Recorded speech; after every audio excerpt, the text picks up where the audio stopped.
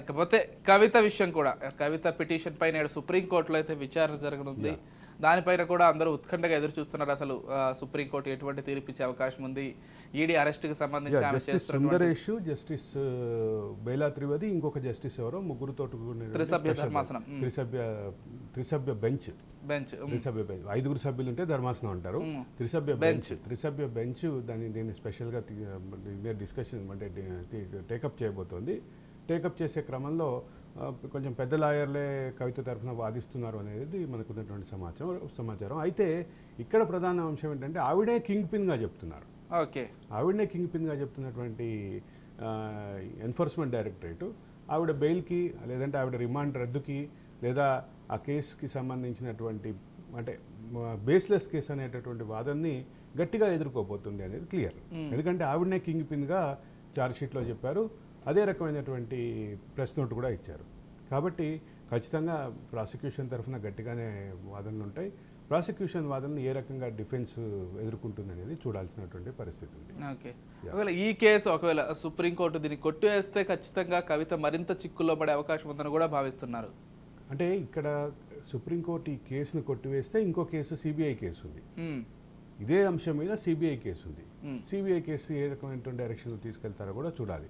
ఎందుకంటే సిబిఐ కేసులో కూడా ఆవిడ అక్యూజ్గా చేర్చినటువంటి పరిస్థితి. అంటే సిబిఐ సబ్మిట్ చేసినటువంటి మొదటి ఛార్జ్ షీట్లో ఆవిడ పేరుకు సంబంధించినటువంటి వ్యవహారం, దానికి లింకు అదంతా కూడా క్లియర్గా చెప్పినటువంటి పరిస్థితి ఉంది. కాబట్టి సిబిఐ కేసును కూడా ముందుకు తీసుకొచ్చేటటువంటి అవకాశం ఉంది. ఇది ఇట్లా ఉన్నా కానీ సిబిఐ కేసును కూడా ముందుకు తీసుకొస్తారు. సిబిఐ కేసుని ముందుకు తీసుకొచ్చి ఆవిడని సిబిఐ కోర్టులో అంటే వేసినటువంటి ఛార్జ్ షీట్ ఏదైతే ఉందో ఆ ఛార్జ్ షీట్ ఆధారంగా ఇక్కడ ఏదైతే ఈడీ కోర్టు రౌస్ అవెన్యూ కోర్టులో ఉందో రౌస్ అవెన్యూ కోర్టులో ఆవిడది అడిషనల్ కేసుకి సంబంధించి అనుమతి తీసుకుంటారు.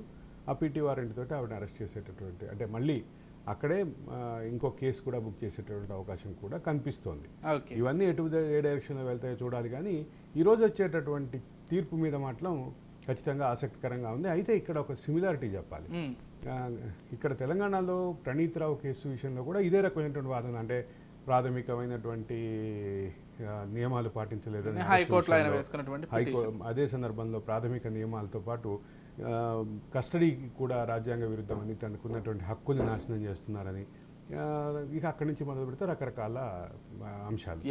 ఈ నేపథ్యంలో ఇప్పుడు వస్తున్నటువంటి ప్రధానమైనటువంటి చర్చ ఏంటంటే కవిత కేసు కూడా అదే రకమైనటువంటి వాదన ఉంటుంది. కాబట్టి సహజంగానే ఈ కేసు వినే క్రమంలో ఏ రకమైనటువంటి తీర్పు వస్తుంది అనేటటువంటిది, అంటే ఇటువంటి అరెస్టుల్ని జనరల్గా పొలిటికలైజ్ చేసి దాన్ని పొలిటికల్ అడ్వాంటేజ్ తీసుకునేటటువంటి పరిస్థితి ఉంటుంది. కానీ ఈరోజు టీఆర్ఎస్ ఆ పరిస్థితిలో కూడా కనిపించట్లేదు.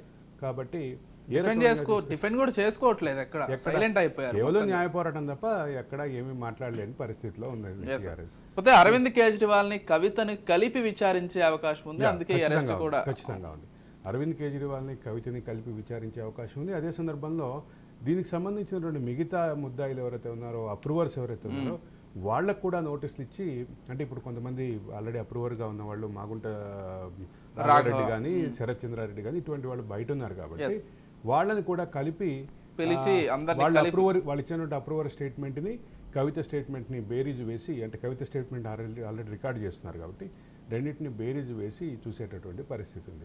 అయితే కవితని చూడటానికి కేసీఆర్ వెళ్ళలేదు అని బాగా విమర్శలు ఉన్నాయి. కాబట్టి ఇప్పుడు ఒక విషయం మాట్లాడాలి. కవితని చూడటానికి కేసీఆర్ వెళ్ళకపోయినా కానీ తల్లి ప్రేమ చంపుకోలేదేమో. పాపం శోభమ్మ అయితే వెళ్ళింది. శోభమ్మ మొహం కూడా దిగాలుగా ఉంది.